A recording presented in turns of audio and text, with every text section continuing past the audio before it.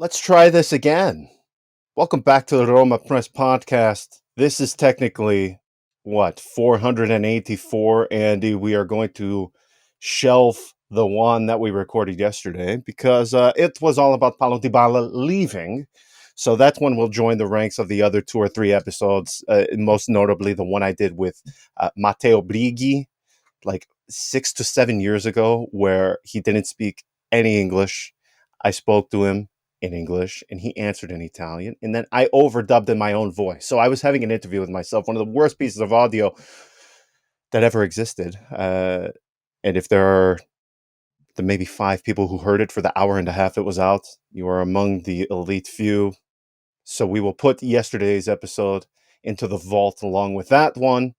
Nonetheless, we're here. We're back. We're going to redo our entire.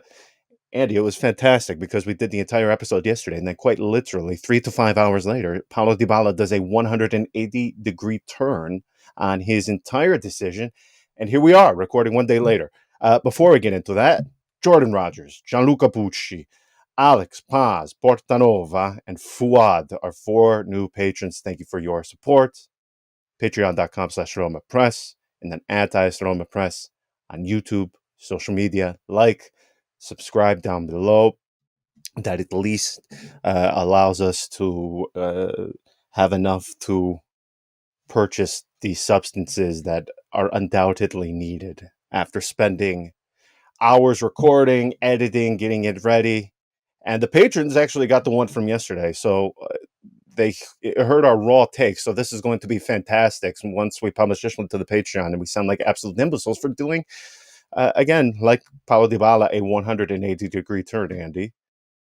And that's where I want to start because I said yesterday that this entire saga with Paulo Dybala perfectly encapsulates how every single person is as a human. As you put it yesterday, it's an episode on like the human condition. How many times do we waffle over the most banal of decisions, whether what we want even for dinner in that evening? Okay, never mind our entire career, sporting future, so on and so forth. So I am not surprised for the individuals who may have gotten frustrated as to the back and forth, the tennis, so to speak, of this entire saga. I can understand the frustration, but I want to reiterate because, and understandably so, I might add, we had many people with this back and forth thing. Paulo Dybala, the decision is coming today, it's coming tomorrow, it's coming the next day. And people were getting frustrated in some of the comments about, oh my gosh, either we're getting frustrated with this or you guys are reporting BS. But no, whether it comes from us, Sky Sport, Corriere dello Sport, somebody is telling that to them. They're not just, pulling that out of thin air. Somebody from Roma, Qadsiah, Paulo Dybala's camp, they are telling the media this. So you are going to get, as I said in 2 to 3 episodes ago, when there are 2 to 3 parties involved, you are going to get quite often 2 to 3 contradictory statements or sentiments on the situation. So where I come out on this is, again, very simply, anytime a transfer happens, regardless of how important or unimportant the player is to the team, how beloved or not beloved he is by the environment, a transfer only happens when a player wants it. A transfer also doesn't happen when either the conditions are not there for all parties involved or, again, player doesn't want it. So in a situation like this, more than one thing can be true at one time, because I saw one of our longtime followers, Majin, when I tweeted yesterday about an update on the situation, he said, stop ruining, he said it jokingly, of course, but he said, stop ruining this nice feeling we have. Let us believe that Paulo Dybala stayed for the fan support or that he stayed for love of Roma. Don't shatter our dream. Don't shatter Sure, our fairy tale. But more than one thing can be true. He can love Roma and the supporters, but also the parties couldn't agree to a deal. Now, I am going to repeat verbatim because I don't want to get the words wrong as to what Roma said when this was all coming down, because it got leaked to everybody at the exact same time. When you saw Angelo Mangiante, when you saw Corriere dello Sport, when you saw Sport d'Italia, everybody reporting it at the same time, it's because it is all coming from the same people. We are no different. So I am just going to quote verbatim what the official from Roma told to me. So let me ensure I do not get this right. So he said, in fact, Roma never would have accepted the offer that was on the table of 3 million. You and I knew that. I didn't need Roma to tell me that. You knew that. I knew that. People playing Football Manager who know nothing about football, or who don't follow the real life situations of football, knew that. So that is no surprise. One thing I do have to say, because I did, after I tweeted what I did yesterday about the situation, somebody from Qadsiah sent me a message. They were not happy with the way I worded my tweet. And I will just say here what I said to them. I said, "This is you're a clown. Like this is clown stuff. You saw something I said on Twitter. You found my mobile, or at least asked for my mobile from somebody. You messaged me out of the blue to express your unhappiness and displeasure with something I tweeted about the situation of Paulo Dybala. They didn't like that. It appeared as if they were unwilling to negotiate, or they wouldn't raise the offer of more than 3 million. The fact of the matter is they didn't. You can say, "Oh, we were going to raise, or we wanted to." In the words of the great Alec Baldwin, it is, and I'm going to censor it because my children don't watch this. It is F or walk. F or walk. Okay, so if they were going to offer more than 3 million, they never did it officially. And I will just I repeated to him exactly what I said to somebody from the Chinese Super League 4 to 6 years ago, when the behavior or the approach, it's very nice that Saudi Arabia is able to attract these big names. You might not like it, whether you consider it sport washing or not. The fact of the matter is, when there are people who are able to see players come play in their home country that they just wouldn't have seen otherwise, I most of the time I am not going to be too upset, because again, money rules the world. These guys are there's no shock to anyone that these teams and these clubs are able to attract big names with this money. It's generational sorts of wealth that you are giving to your children's children's children's children. You know, the difference between what Paulo Dybala is going to make at Roma this season versus what he would have made, it's a factor of 5 that he would have made in Saudi Arabia. So I will never begrudge anybody for doing that. The manner, though, the I want to be careful, because like the Chinese Super League some years ago, you can have all the money in the world you want to throw at these players and to attract them. I will never, whether or not I like it is a different situation, but I'm not going to begrudge anybody for using the resources at their disposal. But it is one thing to have this money, but you have to have a much better back end setup. They need to get management. They need to get professionals in there to help build up this league. The way they carried out this negotiation, what Qadsiah I'm referring to, was very embarrassing. It was embarrassing. Was Very is embarrassing. that you at your most diplomatic? Because that's quite terrible, John. I don't know Well, which listen. PR school you went to, but that's. Well, no. When people do this, when they message me out of the blue, I, I I will understand. I will respond emotionally in the moment, because I think Okay. Okay. that is clown behavior to seek out my contacts and then to Okay. message me completely unprompted, We're just gonna because get you didn't sued. like the way I worded something in a tweet. I'm so sorry. I'm so sorry that you got upset. Oh my gosh. Hit the Oh, you bricks, didn't like the pal. words in a Hit tweet. the bricks, pal. Oh yeah, hit the bricks, pal. So this is this is something I'm kind of familiar with from a few years ago, and we all remember, yeah, when the Chinese Super League from had that one summer where they just splashed just obscene amounts of cash about the place, and there were a few negotiations that I was aware of the agent and then the club official from the Chinese Super League involved. It was clownish behavior. So it's going to take more than Guido Fienga being which club is he the CEO of in Saudi Arabia? Do you know?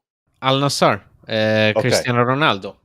So they're going to need more than just Guido Fienga to bring some legitimacy to that league, because the manner in which this negotiation was carried out was very unprofessional and very, very embarrassing. You can, again, you can have all the money, all the resources in the world, but if you don't know how to deal with these clubs, if you don't know how to deal with agents, commissions, all of this stuff, you are a non-entity.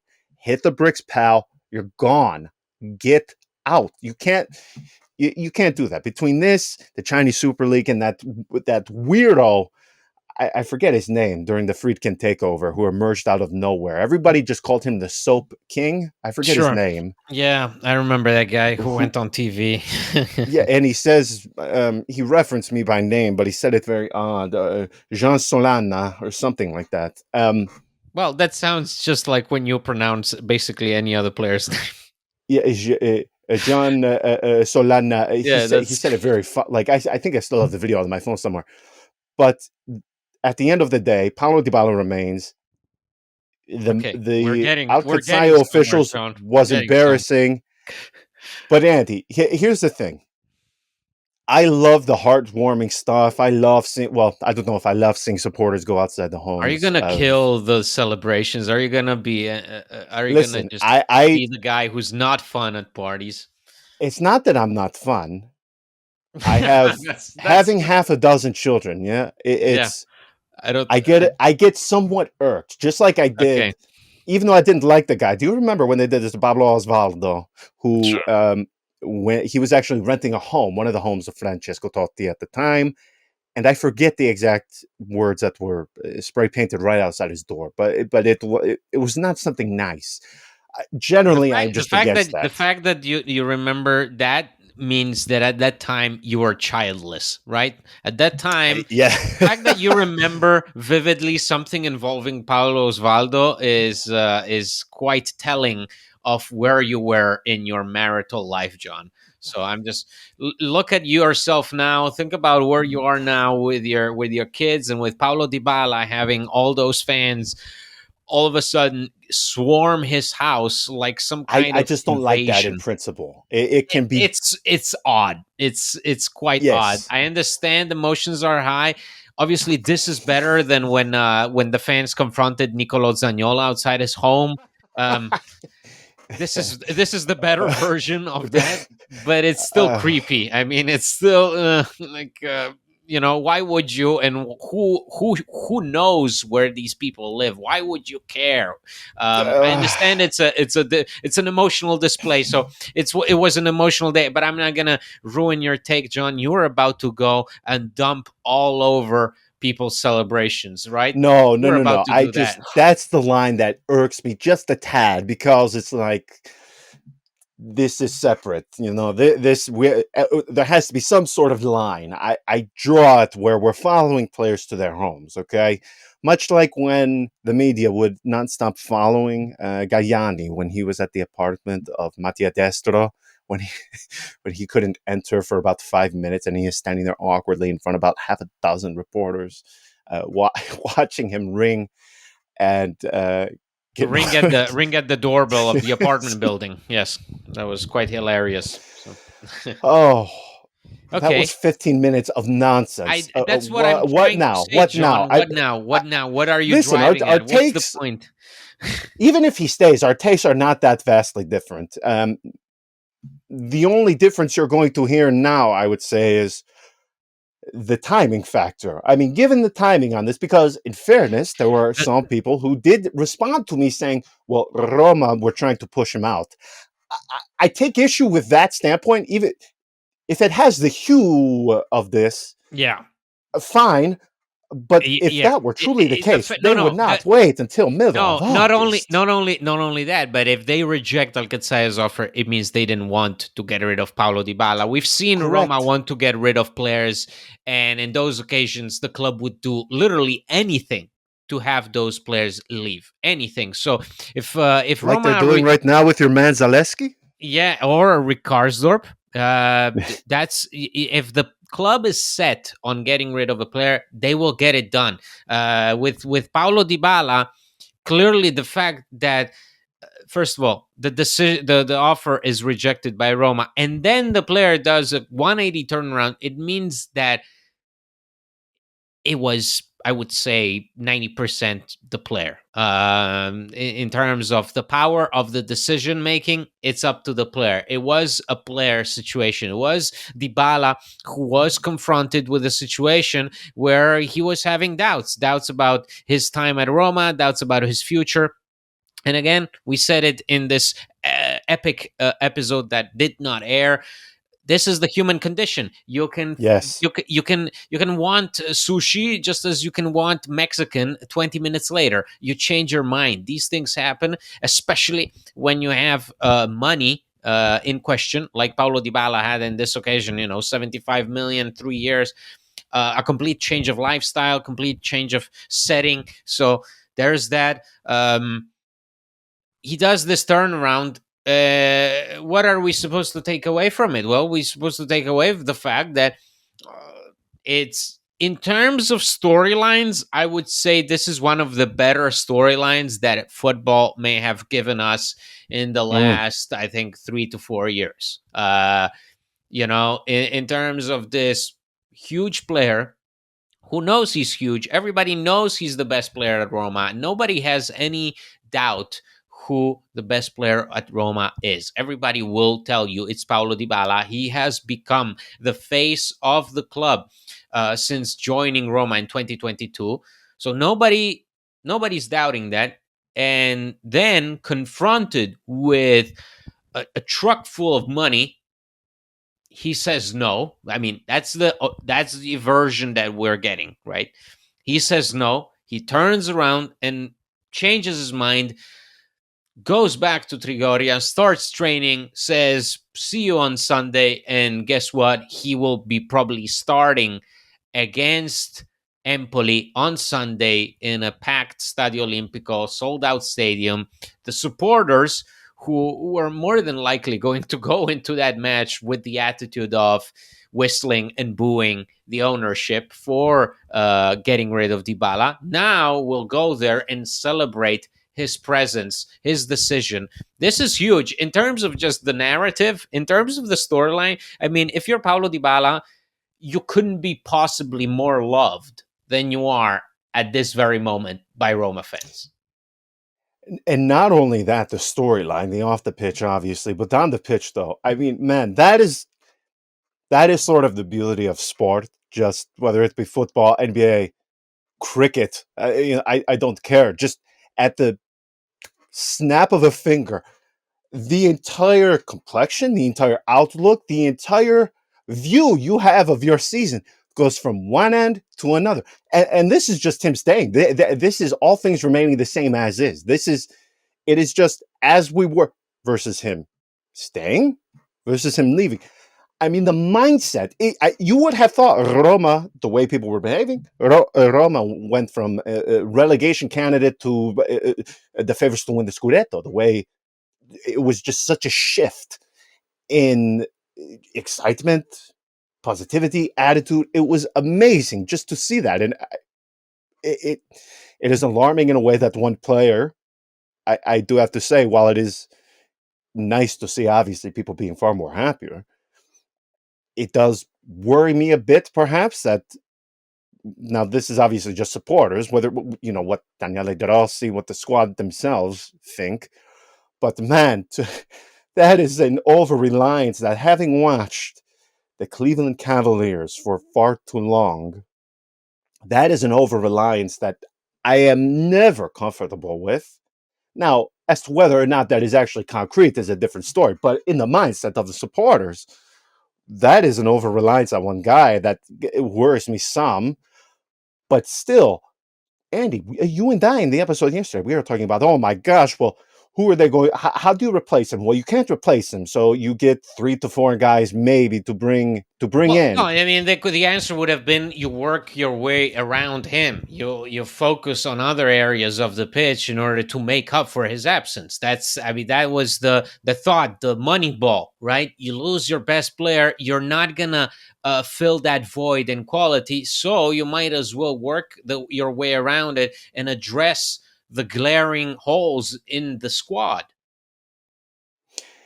Of course, and we were saying yesterday, you're not going to be able to get for him a like to like replacement. You're not going to go out there and splash huge amounts of cash for one guy who day one can come in and replace him. But I was also worried of the mindset of trading one whole for 4 quarters, so to speak, getting 4 players to replace one. I never like that. But as far as dynamics of the market go, I have to say, this is something that perhaps may go underappreciated, is something that may be overlooked. We are looking, in my opinion, of at least an opportunity of a month lost versus a month gained, so to speak, because I think again of last season, Romelu Lukaku comes in the final days. He gets this huge ovation. He's presented third round, third match day, but it takes for him some time to settle, to relax, for Roma to understand how to play with him, to play with Paulo Dybala, and you essentially lose a full month and a half even, of points, of performances, expectations, all of that stuff. I I can't underscore that enough because I truly do think that those early points last season, those first 3 to 5 Oh God. rounds, costed Roma. But now, Andy, you don't have to go through any transition. Now you don't have to go through any period of adaptation. You don't have to do Yeah. this very awkward moment of time where you have to have this this marquee player come in, understand how to play with these teams. Everybody is here. Everybody has been here. You have not added a big name Yeah. in recent weeks. Everyone is here. So this is something now where how I approach these next matches. Let's go. Come on. Come on. Come Mhm. on. Let's go now. It's like that one Marco Violi, that GIF, that one that our friend Yes. that they come up with all the time. This has really gave me like a shot in the arm because you don't have to travel too far back to understand the implications of leaving your market late to getting all your business out of the way early Yeah. and letting the players understand each other. Yeah, well, that was always going to be an issue. The issue for me it was never going to be about letting Paulo Dybala walk. Obviously, we've all understood the importance of him, the quality that he brings to the team. We know that. To me, the issue would have been, because part of me could envision him leaving this summer, especially with Mourinho gone. You start to have some doubts, especially with that release clause in July. So that always could have been an option. The thing that was wrong and that was bothering me about it obviously was the timing in the summer, and especially in August, is everything, because you really can find yourself more so now than ever when these teams, they just come in and can offer these huge contracts to players and just change a player's mind just like that. A player Yes. goes from being entirely focused on you to being lured, tempted by the prospect of playing in Saudi Arabia, just like that overnight. So that's a huge problem, not only for clubs like Roma, but for just about anybody, because that happens more and more often. And you have to have the strength to stand your ground, but also the discussion, the to have the discussion, to have a face to face confrontation with the player in question, and see really if you can change his mind. Because I refuse to believe that Roma were completely indifferent to this. That Roma just went into those talks with Qadsiah and willing to get rid of Paulo Dybala. I think Roma went into those talks, but also on in their spare time behind the scenes, they for sure had to have had some sort of confrontation with Paulo Dybala, some explanation regarding his change of heart, some inquiry about his real determination to pursue this offer from Saudi Arabia, because it took him a week. It took him a week to communicate this Yes. decision that he would like to join Al Qadsiya. So that's not a player who is 100% sold on something. That's a player who is full of doubts, who is questioning a lot of things, and who must be comforted by the team who regards him as their best player. That has had to happen before all of this. So I can't imagine that Roma just stood on the side and said, fine, go ahead, do whatever you want. I'm pretty sure that there was a lot of discussions inside the club, regardless of who was advising him, whether the agent, the intermediaries. Those people never look after your interests. Okay, those people are always looking at the end of the day to make the largest cut.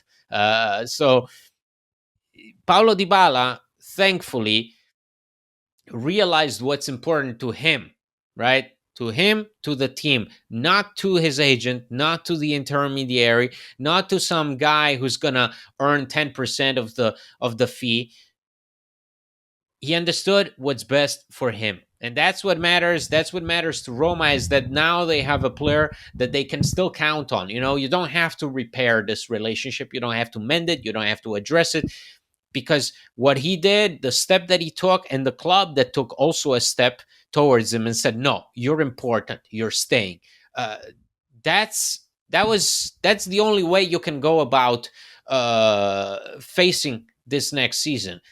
Because going into this season with an unhappy Paulo Dybala would have been, uh, would have led to an implosion of sorts within the locker room. This time, we are looking at a player who is committed, is convinced, knows the fans care about him the way they haven't cared about a player in God knows how long. Okay, and that's Yes. for a player like Dybala, who thrives when he feels the confidence of the crowd. That's everything. And it would have been interesting to see that palpable anger if he agreed to go. You juxtapose that to just a few summers ago of that scene at the Palazzo della Civiltà Italiana. It was such a polar opposites of the welcome versus the exit. This hero's welcome, so to speak, versus an exit that not only comes late, but really does not look out for the overall interests of the club. If you were going to go in June. And the interesting thing too is, I think, just by staying by this season, his future is going to be this thing that lingers throughout the season. I think we understood that coming into that anyway. Even if he were to go next summer, eh, because that offer is still going to be on the table, by the way, from Saudi Arabia. He can go next summer without any problems. You will see some people obviously hurt by the fact he leaves, but you will not. The way he is remembered or held in the esteem people have for him versus if he were to leave in just one season for free versus how he would have left this summer. Again, it is almost like you are not cementing your legacy, but preserving your legacy of a player of Roma. It is interesting to see sort of the very quick snap change of outlook that people have for this guy simply by him remaining. Now, one thing I do want to talk about, because this also was brought up when I made that tweet, was this thing of, well, if Roma wanted to keep him, why would they have benched him last week against in the first match of the season against Cagliari? Why would they have done that? It's a simple answer, right? I mean, the guy was talking about the transfer throughout the week. Daniele De Rossi was clearly and obviously and rightfully worried of his mindset, so he brought him off the bench.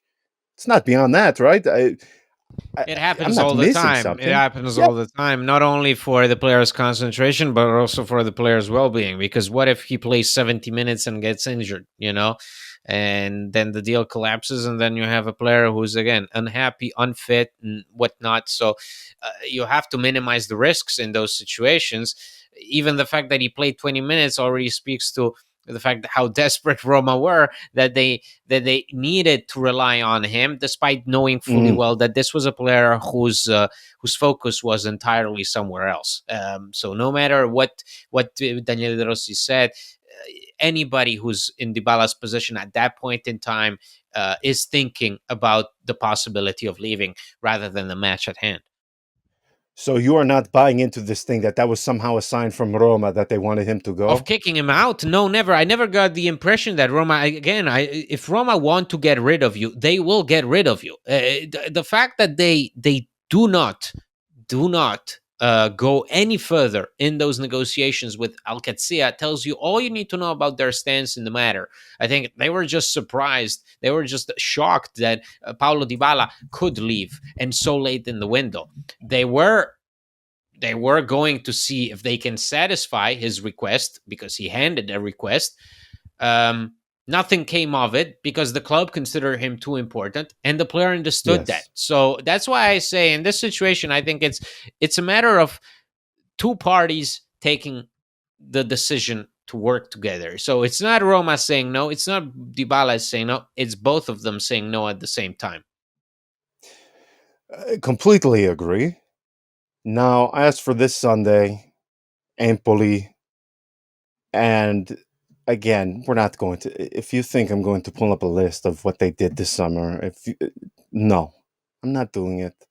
It's the Beyond wrong Roma Solbakken, podcast. yeah, well, no. Again, I said this to you as we signed off I know. yesterday, and maybe you looked. Name one player besides Solbakken. Name two players that they brought in this summer. I don't Empoli know. can't I do it. don't know. That's what I I don't know. thought. Yeah. So we're not going to come on here and pretend that they shouldn't win this match. But the fact of the matter is, uh, the way and this is very unfair. Again, I mean, to hinge your entire view, your entire outlook of not only this upcoming Sunday, but the entire season. I mean, how much does this shift for you expectations, or does it not at all? Well, Because to me, yeah. it, I think of that period of adaptation that would have been required to get comfortable of playing without Paulo Dybala, of learning sort of the mechanisms of the team, who is in which role, all of this stuff. I mean, this has to change also too for you. Right before we began recording, Zalewski to Napoli Could in be a possibility. Yes. in exchange for a guy who I truly don't know what to think of him. Well, for starters, because he gained his name or infamy in recent years in a place that just Veneto. Yeah, but he did well at Hellas Verona. He What did. are we He talking? did We're not. We're very not. well. We're not going to be Their basing only our player. judgment, John, on a Their player only based on player. your tourist No, no, on your no. Listen, tourist listen. views of Italy. We're not going to be judging players based on what you think of the city that they played in. We're not going to start doing that on this So program. Ngonja is who we are referring to. He was so good at Verona. No. Now, part of me thinks that a lot of what he encountered initially at the Napoli, I mean, he came in right when they were playing all of the hits last season. I Not mean, you only not got, only that, he comes in because Verona are falling apart. Verona are yes. selling everybody with a minimal value on the market. They're selling them, and Moreover, he comes into a Napoli side that has that I still think has Walter Mazzarri, but near the end Yes, of that it his was one spell. month. It So was yeah, like 2 months yeah. after Rudy before did the hit before and before run. Calzona came in. So Cyril Gonja comes into Napoli at possibly the worst time ever any player could come into a club. Doesn't do much. I think he's got one goal to his name at Napoli. Yes. Besides that, he was injured quite a lot, and then obviously Napoli were just a complete mess, and they still are, and that's why a player like him is already looking to move because Antonio Conte is carrying out a Stalinist purge. You know, and I don't see Zaleski lasting a lot under Conte. Now, I may be wrong, and he may turn out to be the next Cafu with Conte, but I oh, doubt it. In terms of character, I don't see that in Zaleski. Also, what are we talking about? Anything can happen. These are the final days of the market, John. We've got.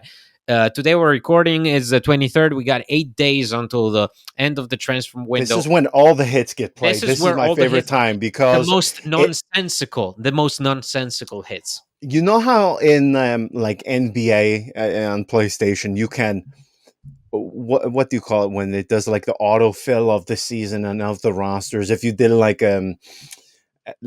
You like on fast Fanta. forward it basically. Yeah, you Yes, fast okay. forward it. I Yeah, forget what they yeah, call that. yeah. Like you simulate the rest of the season. That is what the final days of the transfer market get like. You see the most random, nonsensical, out of thin air operations get done. I mean, this is why I love Serie A, because you will get guys from like the Premier League that you thought retired half a decade ago coming to Serie A to find their legs again. These are the times when you get Seydou Doumbia, or Bumbia as he was so fondly remembered for I think it was 2 goals, and I remember one of which was a header against Sassuolo. The other I do not remember, but he came in the final days of January 2014, For 2015, for 15. 15, yeah. That's when Yeah, you yeah. again, these final days of the market are when they bring out the banger, so to speak, where you get some of the most random stuff. Zaleski to Napoli makes no sense in But any could you discernible manner. yes, but could you imagine Napoli finding themselves with Zaleski and Spinazzola? I mean, that's incredible. Isn't that that would be an incredible storyline. I wouldn't wish that to Lazio. So I, I would feel sorry for any Napoli fan that right now has to go and look for a Zaleski compilation on YouTube. Well, you reap what you sow, so to speak, in the sense that Antonio Conte, when you are the deal maker, you are the king at Inter, and you for 2 months complain and complain and complain and complain non-stop. This is what you get. This is what you deserve. You get Aurelio De Laurentiis. You want to talk about a market that, of all the big teams in Serie A, their market to me makes so little sense. I mean, the big money they get, the first big operation they do is for a left-footed right winger, which they have 7.5 of, it seems already. I don't understand it at all. But this is what I mean, the fact he's having to do this. Let me trade let me trade your garbage for my garbage, so to speak. It warms my heart. Juan Jesus still starting. Romelu It's Lukaku, I don't know what it is with this guy who's working deals for him, but the guy is about to enter once again the final days of the transfer window not knowing with where he's playing. without having trained with a single team. He hasn't had training camp. He hasn't done anything, and he's in these endless talks with Napoli for a permanent deal. Nobody wants to buy him. Uh, Napoli want to loan him. Chelsea don't want to get rid of him. So this is going to be magic time. This is the time where we got Chris Smalling on a final day. This is the time where we got a Henrik Mkhitaryan out of the blue. This is when we remember the magic time in January when we got Carles Perez out of the blue. These are Yes. this is the time. This is the time. And for Roma, I think it's going to be important to definitely secure an exit for Zaleski, Karsdorp, Smalling. The dream would be also to get rid of Tammy, Tammy come Abraham on, Tammy. because no, I know, but it's difficult because what Roma want for Tammy is around 25 million euros. Who in their right mind would even approach you with that kind of money for a player who's been, I mean, to say that he's been horrid, the latest example of it being on Sunday, where he was basically playing for Davide Nicolas Cagliari.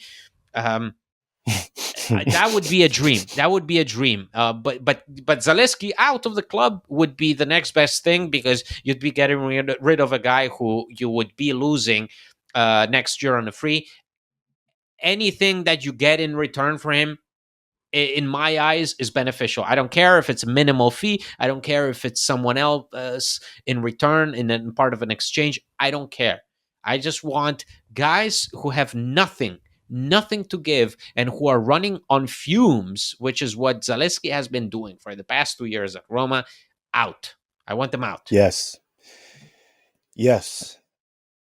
Not going to go deep into Empoli. And as for deals made on the final days of the market, I promise at some point I am going to unveil the story that here's a name that many may remember, others may not remember, but it was one of the first transfer stories that broke uh, exclusively. And I was so excited. I'm thinking, oh my gosh, this is great. And it turns out the guy did not make a single appearance for Roma. And I just did a quick Google search. He has been out of football since 2021. He is the same age as me. Carlos Carbonero. Can you remember that name? Can you No, I remember I don't think I was that? that single, John. I don't think I was that. Oh, I was married at this time. But if you want to know the depravity to which I had to go to get this exclusive, and I was so excited. I'm thinking, oh my gosh, they're getting this big guy. He's coming to Roma. He's coming from River Plate. It's going to be great. Um, no, no, no. Google that name, Carlos Carbonaro.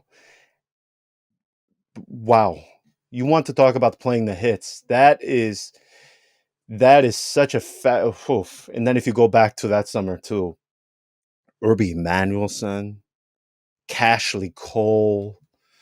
Uh, wasn't that the young Gambiwa as well that summer? Of course, of Or no, course, he was January, if I'm not of mistaken. course. Yeah, he I was mean, this January on is loan. Yes, he comes on loan in the final months. playing all the hits. Yep. You, I am just looking forward to the fact that poor Nikola Zalewski. I mean, you want to talk about catching strays from Andy Mattioli on a consistent basis. The fact he's going to be on his way out.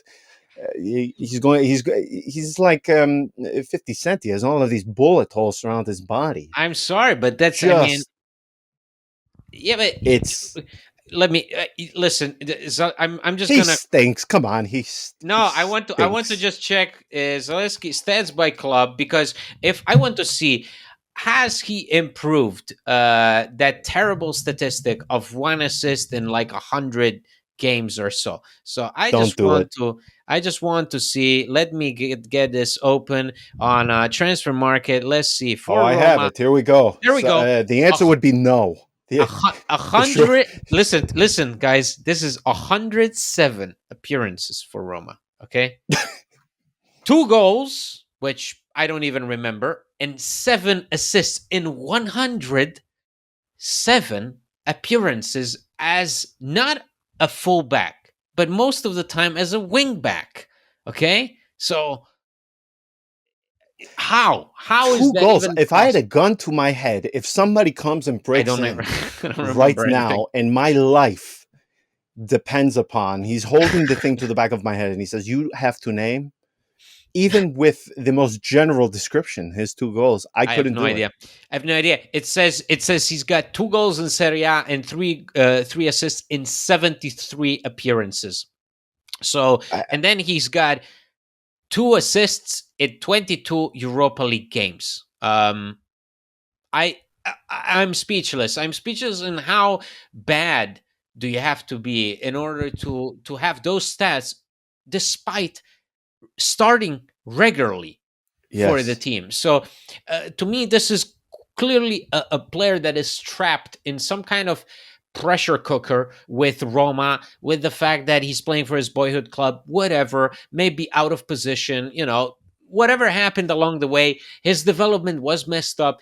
He needs to go, not only for our sake, but primarily for for his sake, his. because this is a player who's trapped and will not figure himself out here. So the fact that when he plays for Poland, he shows signs of life Yes. already give you a hint that the problem is within this place, within this team that cannot accommodate him and he cannot serve.